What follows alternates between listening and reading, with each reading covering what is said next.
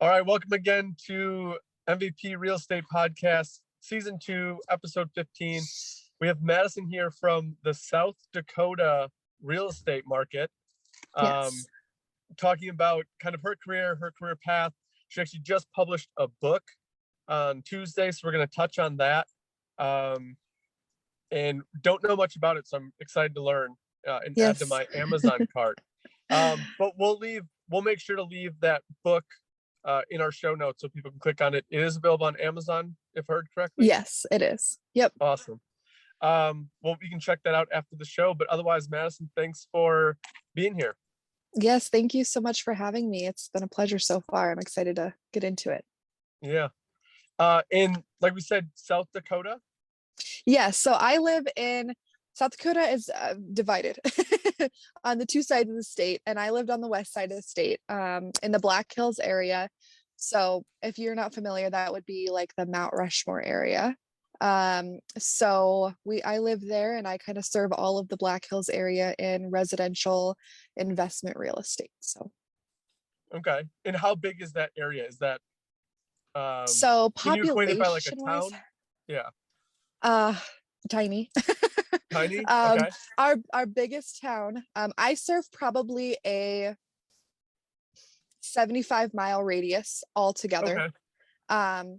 And I know that's very spread out for most real estate markets. In that 75-mile radius, our biggest area of population is maybe 100,000 people. I live in a town of 11,000. I was born in a town of 5,500. So it's small. Okay. Wow. Yes. I mean, we live in a town. I live in a town in Natasha. Is it now 15 or is it 16,000?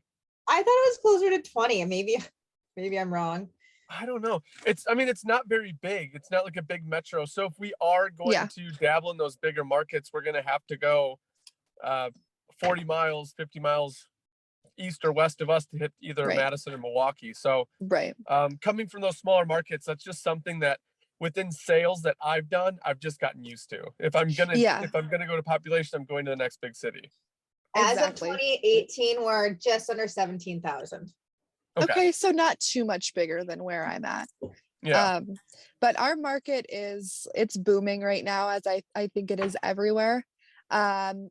A big reason why is the decisions that our government made for the COVID-19 has brought a lot of people into South Dakota, as well as just the fact that we are a hotspot for tourism and for vacation rentals and vacation homes. So, our average sale price here is like $275 maybe, but we have beautiful vacation cabins in the hills that are upwards of 6-7 to multi-millions. So that you said 270,000 your average? Yeah, so far this year.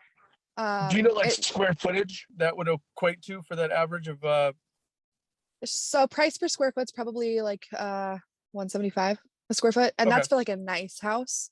I mean, we can build new construction, give or take, depending on the builder and stuff, probably for like 300 a square foot. Okay. So I know for some areas that's really cheap, but we've also had a 26% increase over the last year.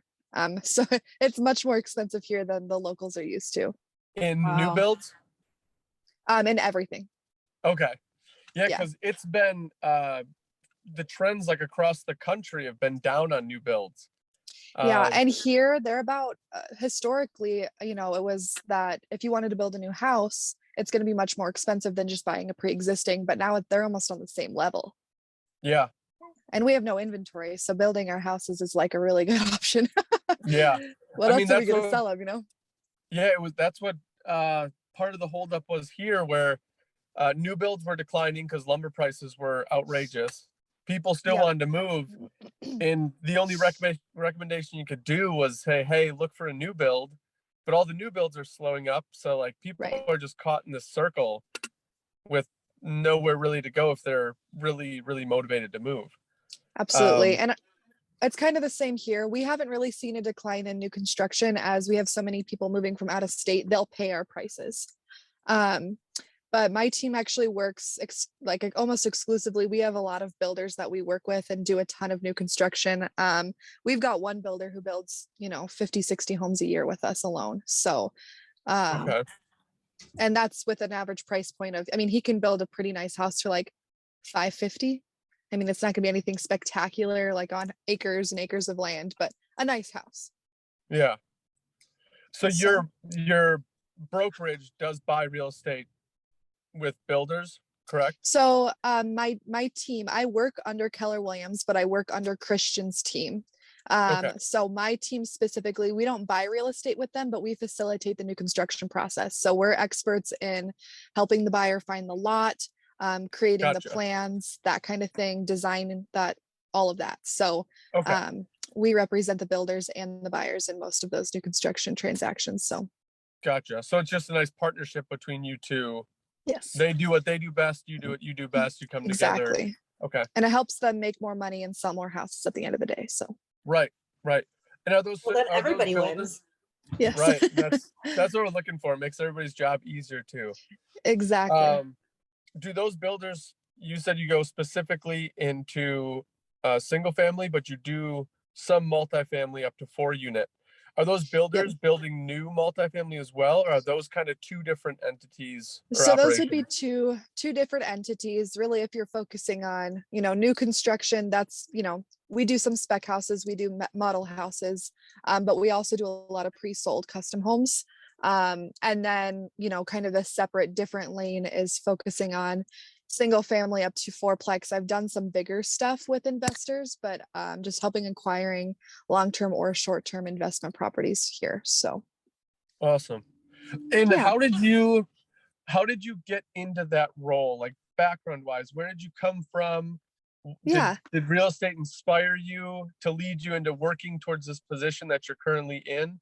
And then can you tell us a little bit more about like that specific role you have within Keller Williams? Yeah, absolutely. So within my team, I do work as a sales team leader as well as producing my own sales. And basically what that means is I help bring talent onto the team and get them into production. And then I'm their production coach. So it's very much a partnership in making sure that their business is a success. So I got into real estate 2.5 years ago now. Bought my first house, liked the process. At the time, I was a college dropout, making coffee for like $4 an hour. I made like 12 grand that year or something. And I had no idea what I wanted to do. When I bought my house with my ex-husband, I was like, well, I kind of like this. I should just get my license because I'm not doing anything else. And my first 6 months, I was on a different team under Keller Williams. I sold 5 homes. I enjoyed it, but I wasn't over the moon ecstatic about like, this is where I need to be. So I had to make another decision if I was going to get out of real estate or figure out maybe I'm not on the right bus. Exactly. Yeah. So I joined a different team in April of 2020. So right after the world ended, and joined and jumped right into their system. That's the team I'm currently on. And then from April to December of 2020, I sold 38 homes, which was a total holy crap, this is what I was trying to do. So and yeah, I was like, okay, I think I found what I needed to be doing. And decided that I as much as I love real estate, I love coaching and teaching people, and they have a program that would allow me to do that while still earning a substantial multiple 6-figure income. So I started to get on track for that. That's awesome. That's not a bad offer. Like, no, sounds good to me. Maybe yeah, I should absolutely. Absolutely. And I don't know if this is too isolated of a question, but did you notice the things that were different from one team to the next that allowed you to, and the reason I'm asking, because I'm listening to this podcast right now, and this doctor from, I don't know if it was Harvard, but she talks about like this overwhelming like body yes. And I know that I got what she was describing when I jumped into like starting my company. I'd worked with a realtor before and done some other things in real estate, but when I started that, I just got that body like, this is it. Yeah, absolutely. Did you notice anything or feel anything that when you made the switch? Oh, for sure. I mean, and this is a huge part of how I recruit talent to the team as well, is that I'm so sold on it. And a large part of that is our culture. We are each other's biggest support systems, by far, and we have fun together. We work hard together. We have a common goal. I'll tell you a story about how I joined this team. So I was in Dallas, February of 2020, for one of Keller Williams' trainings they do every year called Family Reunion. And my current team owner was there, and he was talking about the team and everything, and not pitching it to me on purpose, but just telling me all of the cool things that they're doing. And I was like, okay, well, that kind of sounds pretty good. Well, also during that trip, I love Jeff to death, and he knows this story and he tells it all the time. But we're sitting down for dinner one time and I go, Jeff, you're kind of an asshole. I've been on in Keller Williams for 6 months and you've never once looked me in the eye. And he goes, yeah, that's true. It's because you haven't, proved yourself yet. I'm like, fair. Okay. So I need to do something to like prove myself. I was on his team like a month later. So it was like That's that. awesome. Those are my people. And Awesome. it's That's awesome. been together ever since. So yeah. Nice. I was going to ask, because I work for many different realtors throughout the US, and I keep seeming to like find my Keller Williams real estate agents. Was there something that like drew you specifically to Keller Williams versus like Coldwell Banker or, Redfin or something else? So in our area and the size of it, really our top three are Keller Williams, EXP now, Okay. but not so much when I joined. It's Yeah. new. And then Remax. Okay. We have some Century 21, but we have no Redfin. We have like one Coldwell Banker office, and it's not even in the town that I live in. So options are not as big as they are in like the bigger populated areas. Right, exactly. But I've always wanted to do Keller Williams just for the fact of like their focus on culture and growth, as well as all of the trainings and stuff they provide for the splits. I mean, if we're looking at it logistically and where your money's going. So cool. That's awesome. Yeah. And what you alluded to before we start recording with your book is a lot of what you've taken from your training and from your time at Keller Williams has kind of evolved itself into your philosophy of coaching, which is what's Absolutely. in the book. Is that correct? Yes. Yep. So what did you take out of the Keller Williams that kind of, I mean, writing a book is a massive thing. That's not easy. So it must have been something big. What did you take from their culture that evolved that? So yeah, no, that's a great question. I would say the two biggest things is, and this is a huge focus in our team as well, is having a growth mindset. I grew up really poor, and I mean that monetarily, but also like mindset wise. And being able to be surrounded by those people who are going to push me and challenge me for the bigger and better things. And then also just focusing on the person instead of the production. So when I coach agents, I'm coaching them to their big why and the reason they get out of bed every day, not, well, how many houses did you sell this week? Blah, blah, blah, blah, blah, blah. Like those things matter, but it's more of your vehicle to get to where you want to be. Whatever that looks like for the individual person. Makes sense. Yeah. I like the whole reason for why, like that to me, like really speaks to my soul. Cause it's like, if you don't have your good why behind you, then why are you doing it? Exactly. Yep. So, and that's what we talk a lot about in the book. Project Badass is basically to help your mindset. It focuses probably 75% on your mindset, working through those bad habits, figuring out what your big why is, and then creating a roadmap to what I like to call your extraordinary life. See, I feel like I just finally was able to balance out my life, where I was able to find my best life, if you will. Like I can balance being a mom and working basically full time. And it's finally like, oh, like the sun shined down on me, the rainbow started flying, and I was like, oh, this feels so good. Absolutely. So I totally understand like you wanting to figure out your why and then working towards that goal. Yes. Well, and I mean, real estate's hard, and regardless what career you're in, I mean, there's going to be days where you don't want to do it. There's going to be the really rough ones, and it just is meant to propel you forward through that. So Yeah, there's definitely some lows in real estate, and not all of them are your fault. And the yes. hardest thing for me was getting over that I couldn't, because I'm a fixer. I don't know if you get into like the Enneagram or anything like that. Oh, you're a fixer too, Marcus? Oh my God, I'm a fixer about My everything. husband is. And it's like the book, The Road Back to You, like it's great, but it's so annoying that I'm a fixer, and I get annoyed because some problems are not mine to fix. And that right there That was is like correct. the hardest thing for me to get over, because I just like, I see the answer, but I can't. And I do it with my son when I'm doing homework. Like I don't give him the answer. I talk to him to try to get him to figure out the answer. But then when it's an adult, I'm like, nope, I'm just going to fix it. Like, nope, don't give them the answer. Lead them, have them figure out, because that's in the long run going to benefit them. Yeah, I mean, that's like lead a horse to water, right? Like you can't give them the water, you have to lead them to it. Exactly. And that's a big part of coaching too, especially with real estate agents. I mean, it's tough out there, and you have to let them make themselves successful, even though you could tell them do X, Y, and Z, and if they do it, they're going to be successful. But they've got to go through the hard and the really rough transactions and the bad days and all of that. So that's just part of it. You can't learn if you don't make mistakes, and you can't learn if you're not being like forced to grow. Oh yeah, and every transaction I do, I'm like, okay, well, I learned now. That's my bad.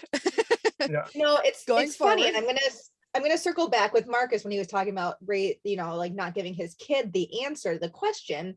My son the other day was doing his math homework, and granted, he's 9, so now they're starting the multiplication and the division. And he was getting so upset, like he was sobbing, like doing his math homework. And I'm like, what's wrong, buddy? He's like, it's so confusing. My head hurts, Mom. And I go, well, it's because you're stretching a muscle, like you're making your brain grow further and grow more. And I'm like, just like when you have growing pains and it hurts because your muscles are growing, your bones are growing. Well, right now your brain is growing. So yeah, it's going to hurt a little bit, but if you don't make it hurt a little bit, you're not going to grow. And I feel like it kind of is the same thing for your real estate agents. Absolutely. For sure. And whatever career you're in, I truly believe that. Yeah. More on your book, you were talking about some worksheets or some kind of like tutorials that are included in this. They're exercises in the book. And gosh, I'm suck. I didn't bring a copy of it to even show you, but we'll put it in the show notes. We'll have to have you come back on there. Yeah. Perfect. Yeah. So this book, really what stemmed from that is I'm a huge reader. I mean, I was the kid who would take my book under the dinner table and read it when I was supposed to be eating. So you were a rare breed. But even so, it was always novels. I couldn't hide all the books when I was a kid. I would shove them in everywhere. I just did not want to read. It was the complete opposite. So yeah, when I joined the team that I'm on now, they're a huge believer in reading like self-development books, wealth, leadership, mindset, sales, that kind of thing. So I started reading them and I'm like, wow, I really like this. And I feel like it's really helping me transform into the person I need to be. But what I'm not getting is that they're telling me all of these inspirational stories, but they're not giving me the actual tools and resources in order to complete that. So I decided I wanted to do that in my book. And it's the exact resources and tools that I give to my coaching students. And it goes from, so we talk about in the book, the crab in the bucket. It's a metaphor, as in, if you put a bunch of crabs in the bucket, you put one in there, they can get out. But if you put more than 1, 2, 4, 10, they can be up to the brim of the bucket. They physically cannot get out because they pull each other back down. And the metaphor is that we are, as humans, are the crabs, and the bucket is our environment, our mindset, our habits, that kind of thing. So it helps you get out of the bucket, develop that mindset, kind of work through that bad habits and all of that, and then create your big why and develop your roadmap to an extraordinary life. So the book is very personal to you. and it should be that way. So Yeah, Awesome. that's awesome that you put that in there, because that is one big thing. I do read a lot these days. I don't hide my books anymore. So I always pull them out. I always try and read. And they all give you really good ideas, at least for me, to like think about and resonate with. yeah, But there isn't a book that was like, hey, this is how you should do it. Which I think is good for a lot of people that are trying to introduce the growth mindset, because it is, exactly. I mean, being on both sides, and I've been on both sides, it's way different. Yeah, The things that I see in the world are way different, but it's the one thing that I want to illustrate, at least for me. I'm not always every day in a growth mindset. I have bad days. yeah, Like, as we all there do. are days where the same action will happen, but one day I'm in my, I'll say, flow state, and the other day I'm not. And my Mhm. reaction to those situations are way different. So like, there are ups and downs, but that's the big thing. You have worksheets, you have roadmaps. That's going to keep the consistency there, and that's Yep. what you consistently do it, and it's going to develop. Exactly. Well, it's I like that interesting too, idea. because last week, Marcus, you were just talking with Lindsay, who was a therapist. And so Mhm. to like, sorry, to see like how one person kind of looks at it and then to see how you're looking at it, it's just, they kind of go hand in hand together without necessarily like having the same like thing that you're trying to get across. But it's an Right. interesting process.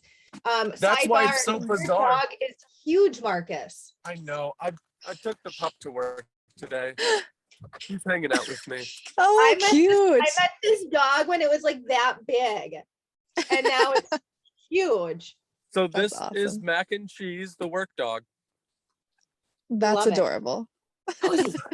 Sidebar on the podcast. No, you guys are she's just really looking fine. for squirrels. Yeah, in Natasha, like what you were saying, everybody in this space, in this mindset, in the overall culture, it's still kind of like unspoken. Like, if you bought a self-help book, like, what's wrong? Right. Like, nothing's Exactly. wrong.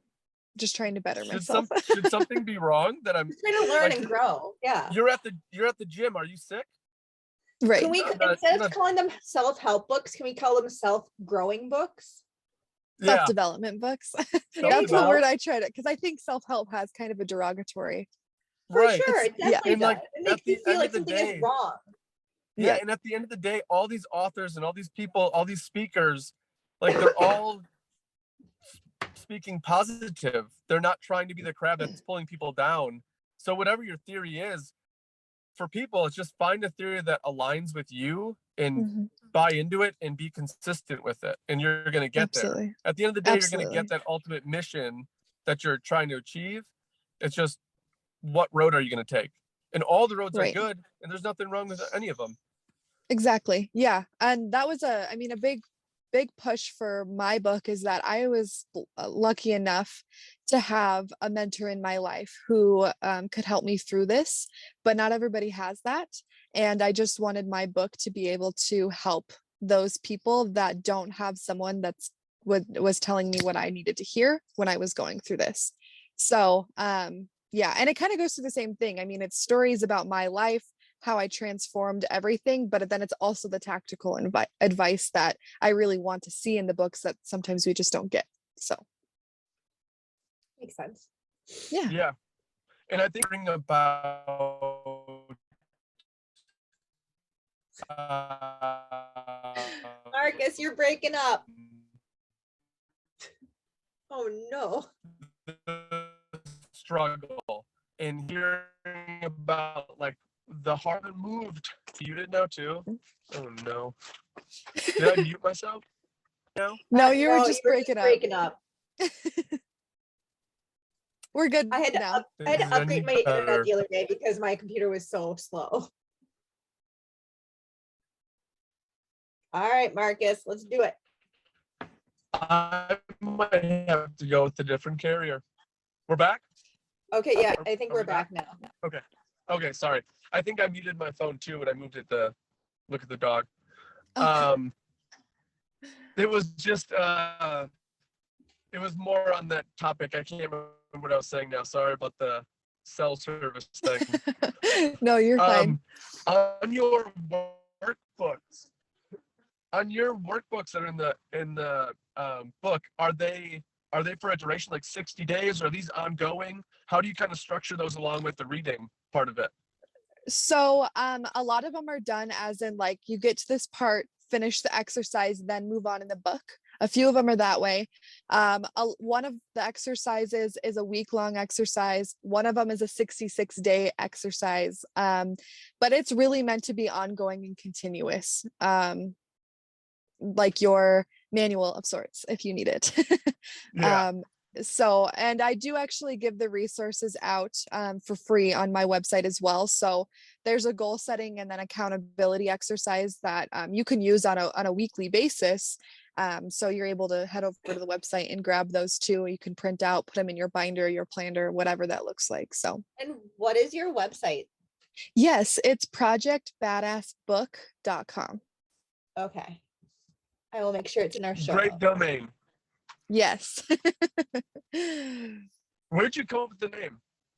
So I actually had someone ask me this the other day. I am a firm believer. So, okay, let me start back with this. Are you guys familiar with the DISC test, the DISC Yep. personality test? Love Okay. it. So accurate. I love it too. Oh yeah, I'm a very high D, like off the charts D.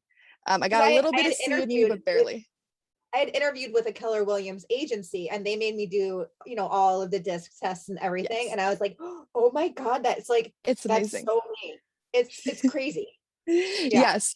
So I'm like an off the charts high D, and I kind of I might get a lot of hate for this, but it just is what it is. I love like women speakers and entrepreneurs and everything, but sometimes I feel like we're too soft and too fluffy and too like, here's my reasons why and blah blah blah blah blah, where like men in the same space don't have to do that. Right. So and that's how You I don't really have to have a reason. Yeah, and that's how I approach my coaching. Thing. Yeah. As a guy, I will completely agree with that. A guy stands up and is forceful and he's like a leader and strong, but a woman goes up in a meeting and yells and she's just the wrong month. She's the crazy woman then. Yeah. The crazy overstressed lady. I was like, reading something about that the other day about how if women are emotional or passionate, they're crazy. But if men are emotional and passionate, they're strong. So yeah. So, and I like kind of want to change that. I think that's like bullshit to be completely honest with you. Love it. So putting Project Badass on a book that's written by a woman, like you don't see that very often.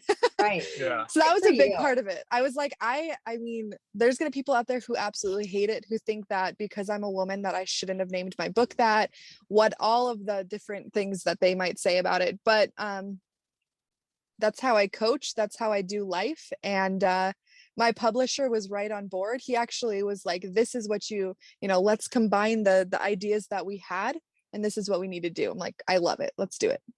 Awesome. So yeah. Oh no, I think we lost Marcus again. Oh my gosh. Well, that's really awesome about your book. I'm so excited. I can't wait to crack it open and read some pages. And I feel like it's so cool how you made it a workbook rather than just a standalone read. Yes.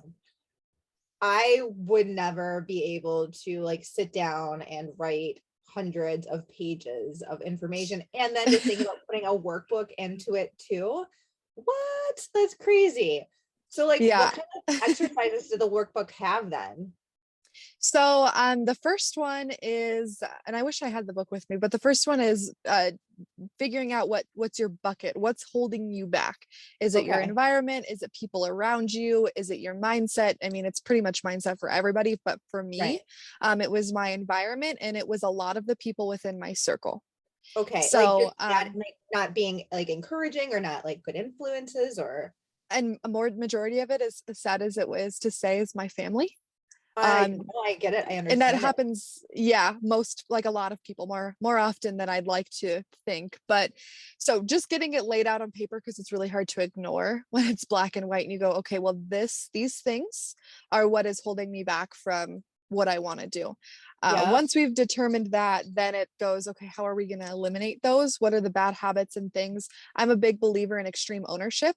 So yes, my environment might need to be holding me back. Yes, these certain people in my life might be holding me back, but what am I doing in order to solve that problem?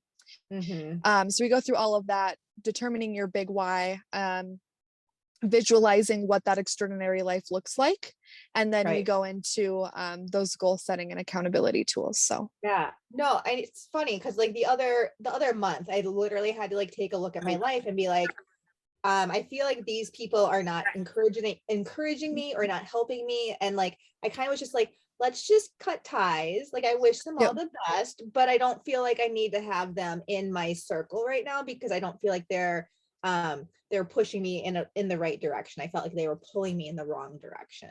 So. Exactly. And it's a pretty big exercise in the book as well. I mean, it's like the Power Five. You are a combination of the 5 people you spend the most time with. So I have never heard that, and I really like it, but I only have 2 people that I spend time with, my son and my husband. Oh wait, no, there's a third person. Yes. Well, and it goes like, if you surround yourself with 5 addicts, you're going to be the 6th. But if you surround yourself with 5 millionaires, chances are you're going to be the 6th. Okay, they push you, they challenge you. Yeah, I mean, that's what I do. That's my goal. Yeah, let's do that. And sorry about my tech issue, but that's okay. I love that philosophy, and everybody I talk to when they're trying to like, I want to start my own business or I want to do this. I'm like, okay, well, who are you talking to? They're like, well, no one. And I was like, so if you want to start an auto mechanic shop and you haven't talked to one auto mechanic, are you friends with any of them? Yeah. Well, my buddy is a mechanic. He works for a guy. I'm like, okay, have you talked to him about his job? Not really. I'm like, you got to surround yourself with more mechanics or more like go into your local mom and pop and just say like, hey, on the weekends, do you need an extra hand to like clean or organize? Absolutely. Yeah. For free. Like spend your time around those people and you'll become one of the people. Absolutely. That's the one thing that I wish that I would have done when I started my very first business. I didn't do that at all. And now I know better, of course, and that's just the way it goes. But so. And I got introduced that to early, actually from a podcast. I don't know if you listen to Bigger Pockets. I reference them all Absolutely. the time. Absolutely. I think one of the first couple episodes I listened to, they talked about like the 4 pillars of your business that I was interested in. And then they talked about surrounding yourself by those 5 people. And it comes up on all of these sites. It's like a theme in that space.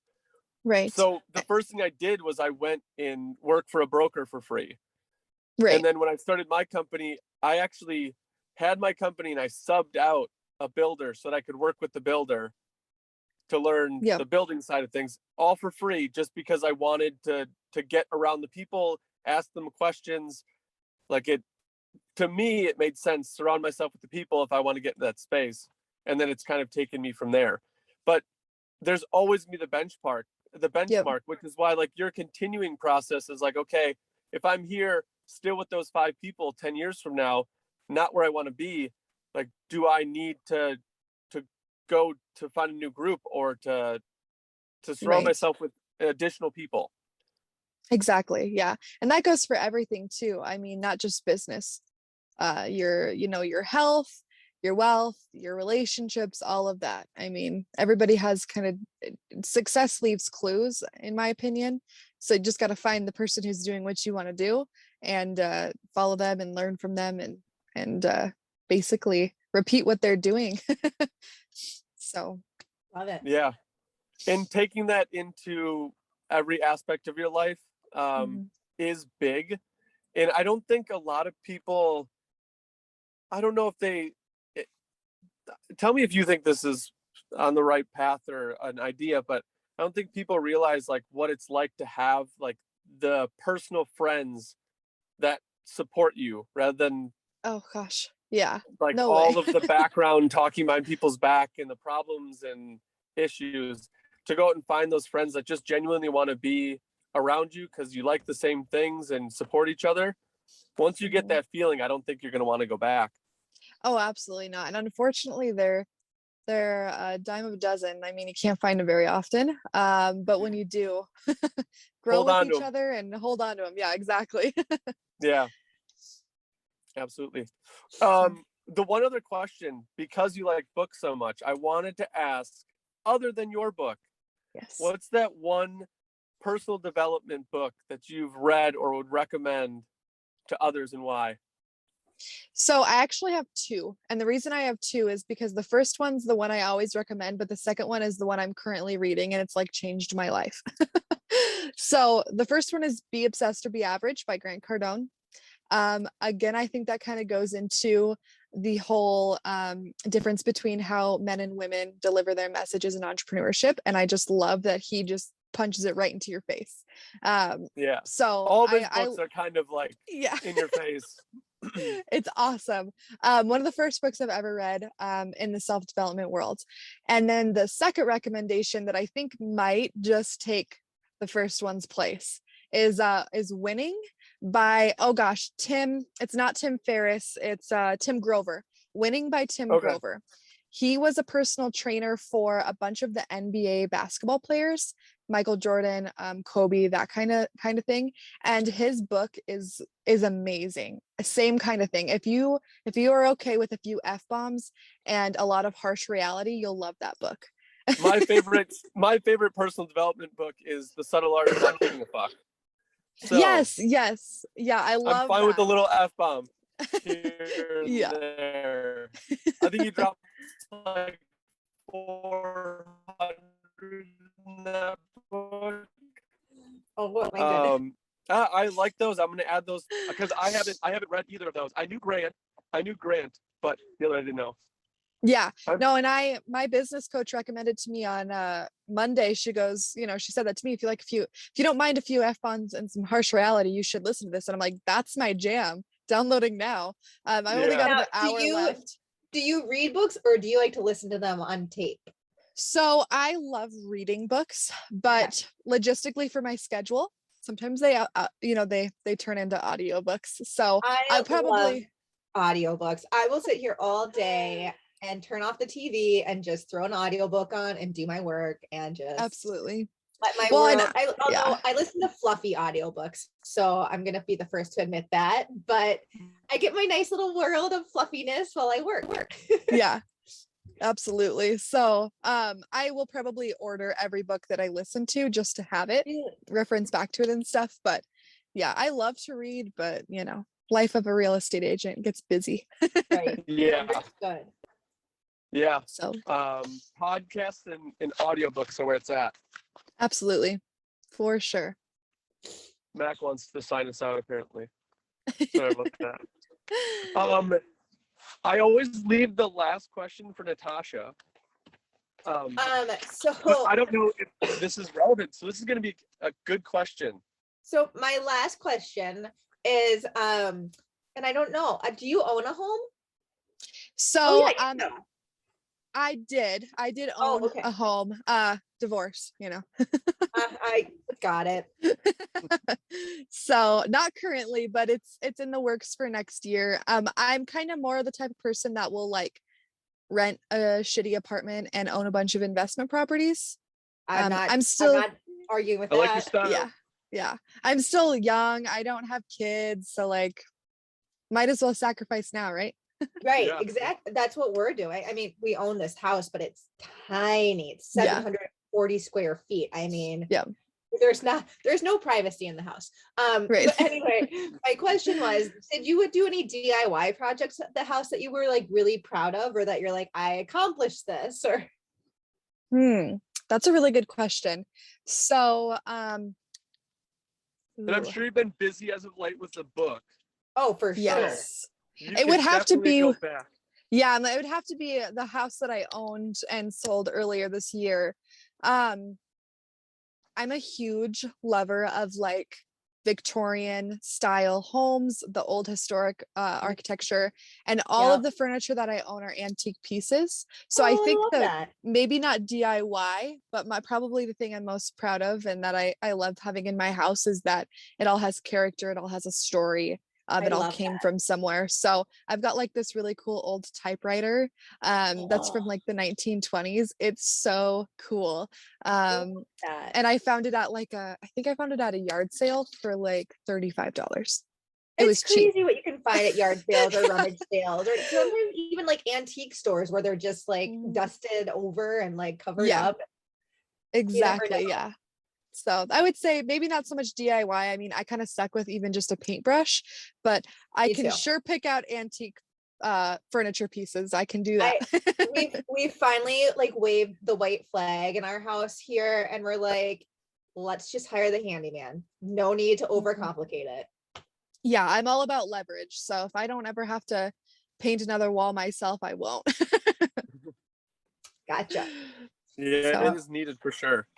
And absolutely. while you're finding all these antique pieces, I'm on the lookout for my office. I've always wanted, and it's funny that you bring up the old typewriter, because I want that old globe. Like, I don't know why, but I love Yes, maps. Like, I've me got too. maps of the area, but I want a globe that the top comes off and you've got that little, like, the glass set in the Yes. Oh the yeah. canister. Look at like Yeah. Hammacher Schlemmer or whatever. I'm sure Yeah. they have one there. I don't even drink that often. Just to have one, it would be super cool. Like the antique Yeah. item. No reason For why, sure. but I definitely when I Perfect. thrift I'll shop, keep I an look eye for out. those. Thank you. Awesome. Well, awesome. Thanks for spending the Friday morning with us. Yes, thank you for having Although, me. is it late afternoon? Oh, No, you guys would be it's 8:49 right now for me. okay. Gotcha. Yep. We got a little bit early, but well, Yep. thanks for waking up early for us. Absolutely. And we look forward to seeing the success of your team, and then personally your growth and your development through your career. Yes, thank you guys. I really appreciate it. We'll have to have you on again next year and kind of find out where you are then. Yeah, I would love to. She'll That'd be be great. on book number 2. It's in the Second works. Love team. it. Oh, Good is for it? you. Oh, I just Yeah. spilled the beans. I'm sorry. No, it's not too much of a, I haven't told anybody what's about, but yes, book number 2 is in the work, and the team's getting ready to launch an Arizona expansion. So you're actually right on track. Congratulations all around. Thank Things are you. good.